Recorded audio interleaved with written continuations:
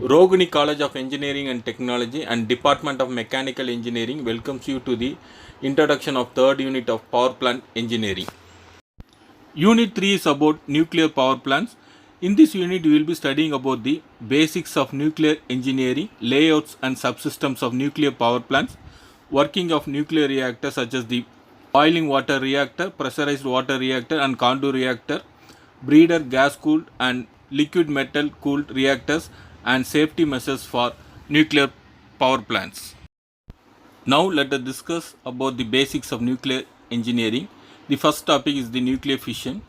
Fission is the process that occurs when a neutron collides with the nucleus of certain of the heavy atoms, causing the original nucleus to split into two or more unequal fragments which carry out most of the energy of fusion as kinetic energy. In general, fission is nothing but splitting of the atoms. This diagram explains the fission of uranium-235. Here the incident neutrons collides with the uranium-235 and it gets divided into small pieces. This represents the nuclear fission that is taking place in a nuclear reactor. The next topic is the chain reaction. A chain reaction is that process in which the number of neutrons keeps on multiplying rapidly during fission till whole of the fissionable material is disintegrated. The chain reaction will become self-sustaining or self-propagating only if for every neutrons observed at least one fission neutrons becomes available for causing fissions of another nucleus. This is the representation of the chain reaction of uranium-235. This shows how the chain reaction occurs from the fissionable nuclear atoms and they form a long chain. The next topic is the nuclear fusion. It is the process of combining or fusing two light nuclei into a stable and heavy nuclide. In this case also a large amount of energy is released because mass of the product nucleus is less than the mass of the two nuclei which are fused. Next we will be discussing about the isotopes. Isotopes are atoms of the same element having the same number of protons, that is the atomic number, but different numbers of neutrons. They have same chemical properties due to the same electron configuration but different physical properties. The next diagram will be studying about the isotopes. For explaining the isotopes, we are taking uranium-235 and uranium-238.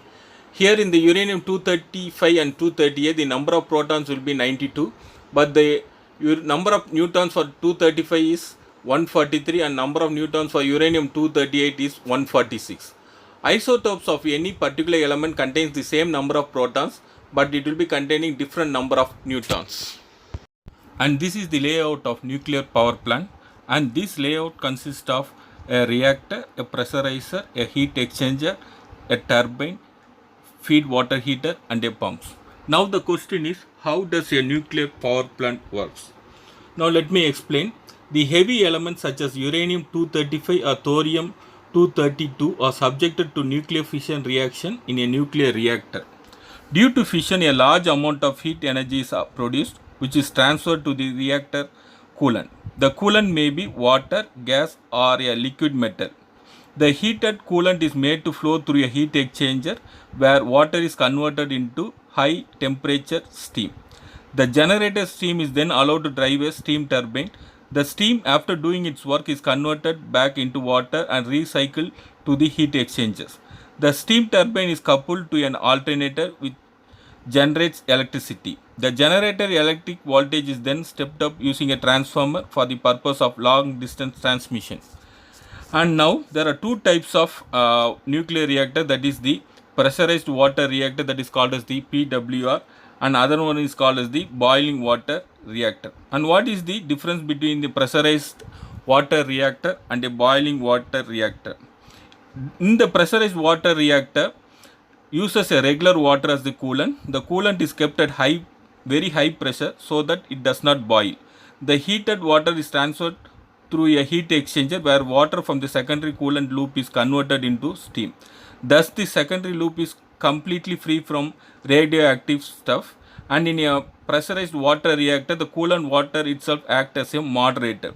Due to these advantages, the pressurized water reactors are more commonly used. Whereas in case of the boiling water reactor, in this type of reactor only one coolant loop is present.